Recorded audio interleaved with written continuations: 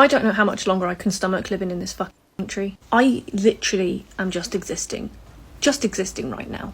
I have no fucking motivation to do absolutely anything. Everything seems so fucking pointless. I've literally worked my arse off from the age of fucking 20 to try and actually get somewhere. And what has it fucking got me? I don't have a house, I don't have any kids, I don't have a partner, I don't have fucking anything. This country literally sucks the fucking living life out of you and the living hope out of you like a mosquito. Do you know how fucking hard it is to have every motherfucker around you pretending that everything is fucking okay? It's not okay, it's not going to be. Hey guys, welcome back, or if you're new here, welcome. My name is Lumi, and today we're going to be looking at some more cost of living issues that pretty much everyone is experiencing right now. You could be Gen Z, millennial, boomer, you can be in the US, you can be in the UK, but right now everything's kind of going downhill a little bit, economically speaking, and we're going to take a little bit of a deep dive into that today. Now, before we get started, guys, if you find yourself returning to my videos or you just like this sort of content, please hit that subscribe button. It would really mean a lot to me. I'm exceptionally tired of this super elder Gen X, younger boomer take, forgetting just how good they had it. Their income level compared to their cost of living was absurd. Okay, so story time. I lived in West Pennsylvania for just shy of a year. Okay, little town northwest of Pittsburgh. And I used to talk, these were some of the sweetest people, but at the same time, some of the most decrepit and disconnected from reality human beings I have ever met. Just in that way that only a curmudgeonly elder Gen X or boomer can be. I was talking to this guy one day. This is 2007. Okay, this dude's in his, at the time, mid-40s. And he's talking about how he wants to vote in the people that are going to bring back manufacturing jobs. Let's forget the fact that this is not happening. No one's bringing back manufacturing jobs. It's not happening. It's a dream. It's a fantasy land that they're still buying, right? They're still buying it today in 2024. They were absolutely still buying it through the 90s and the 2000s. This guy worked at a factory, and these are the numbers he told me. I happened to look these numbers up yesterday to make sure that they were true. Walking in off the street, a high school kid could get, what was it? Shy of $11 an hour, which is in the low $30 an hour, today's money. He was a floor supervisor.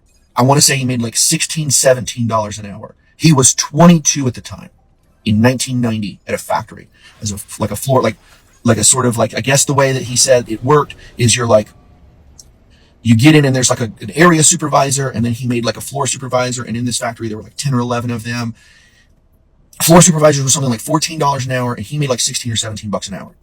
That's $48 an hour in today's money. Let's forget the fact that everything was cheaper then. So not only is this 22-year-old with no high school education able to find a job where even at the entry level, he's making $30 an hour and change. At 22, this guy is making the modern equivalent of $48 an hour. Yeah, I can feel this guy's frustration through the screen. It's palpable. I always think about this whenever I talk to my parents about how difficult it is today, that the United States is not what it used to be when they were growing up. Everything that they've taught me about getting a job and employment and stuff these days, it doesn't work. It's completely different, let alone the fact that we're making 3 times less, and the jobs are, just to get in the door is 10 times harder. What he said at the beginning, you could just be a high school graduate with no experience and get an entry-level job somewhere, and you'd be making the equivalent in today's money 30 plus an hour. That's a pretty good start. That's beyond the fact that everything was already cheaper too. One thing that I think people forget is that not only was the income level higher back then, but the cost of living was lower. It was literally the best time to live in the United States. I think I would say being born in the 50s, you had it good. Okay. That was before, I want to say Reaganomics, which I think Reagan kind of sold out this country a little bit, but I'm not going to get too deep into that. I just think that his deals, like his foreign trade deals, shipping off all the manufacturing jobs overseas was a horrible idea. It was great in the short term. I think it really hurt a lot of like the foundational level of people in this country, like the backbone of this country, the blue collar workers. It basically destroyed them, and we're feeling the repercussions of that today. And it's, I think, only going to get worse. But the jobs are never coming back. That's another thing. Like, there's like a rhetoric that's tossed around that like, oh, we promised to bring back the manufacturing jobs. It'll never come back, or it might come back just so that like they can save face and make it look like they're working on it, but it'll never be at the point where it was before the 80s.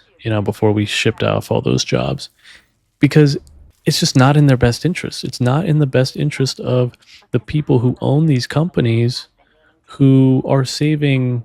They're making hand over fist on profits, shipping those jobs elsewhere where they can find cheap labor.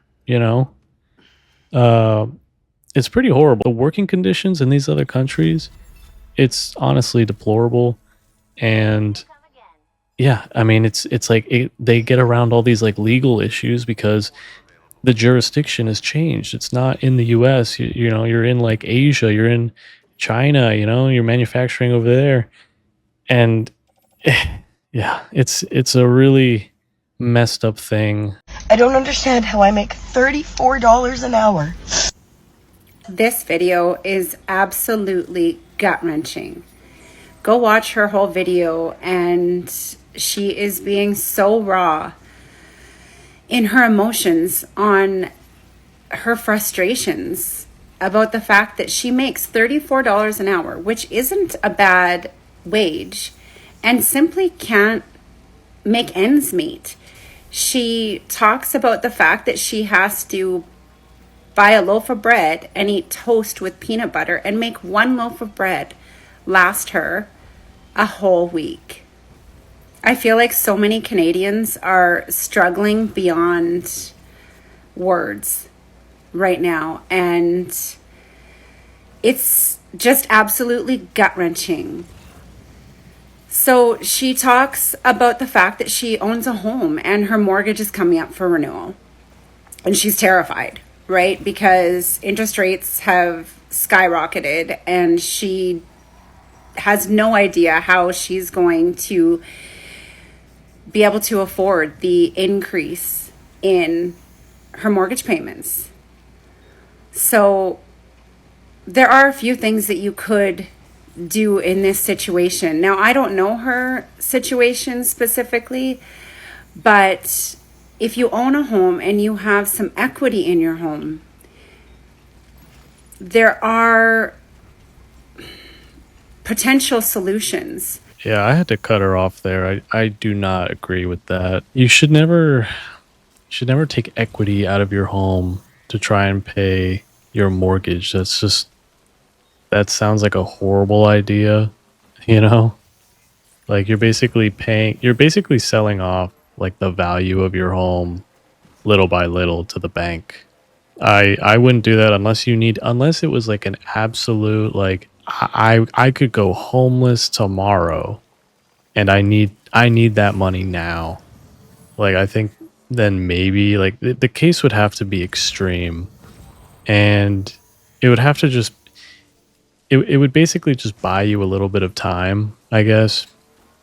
Like if the bank was, about to foreclose on you and they're like breathing down your neck, like, okay, then maybe you could consider that. But I don't think it's a very wise decision. It's like money that you can get out of your house, turn it into cash, right? But if you're just putting it back towards the house, like it's not a wise option. I feel really bad for Canadians right now because they're going through some crazy like housing market crisis stuff. Like I think what's happening is like the housing market is basically it's like run away, like it's become overvalued, and everything just keeps going up, but it's making people it's like people who already have existing mortgages, they get their rate adjusted because everything's going up. They're basically house poor. They're drowning in this like house debt and their mortgage basically, and it's not looking good. And I think the U.S. knows this, and they're trying to do this trade war because they know Canada's hurting right now, economically speaking. They're in a pretty precarious situation, and I mean, it's pretty brutal, but it is a good tactic, I think, because, I mean, if our country wants to annex Canada, they could probably do it this way, you know. If Canada just like goes bankrupt tomorrow, and the U.S. will basically bail them out if they join us, that they might consider that, you know. But yeah, I've heard horror stories. I have friends over in Canada, and it's rough, you know. Because when you have like this runaway housing market where everything just goes up and up and up, uh, you quickly find that there's no demand. You know, it's like basic economics, supply and demand, right? Like if things just keep going up exponentially, you're going to find less and less people who have the capital, you know, the cash to actually buy these homes. And then it'll just keep going until the whole thing collapses. It'll implode eventually if it doesn't get controlled. But yeah, I wish only the best for Canada and Canadians right now. Like, you know, to put it lightly, that they are going through it. Anyway, guys, I think I'm gonna wrap this one up here. I have a few more videos I want to cover in the next one, but I'll save it for that. As always, if you like the video, please drop me a like down below. Dislike it if you dislike it. Let me know in the comments what you think. Where do you think this is all heading? Do you think we're going to see a market correction soon, like in the housing market, in the stock market? Or do you think it's only just going to get worse? Let me know in the comments. And as always, if you enjoy this kind of content, please subscribe. It really helps me and the channel go a long way. But anyway, guys, I will catch you in the next one. Later.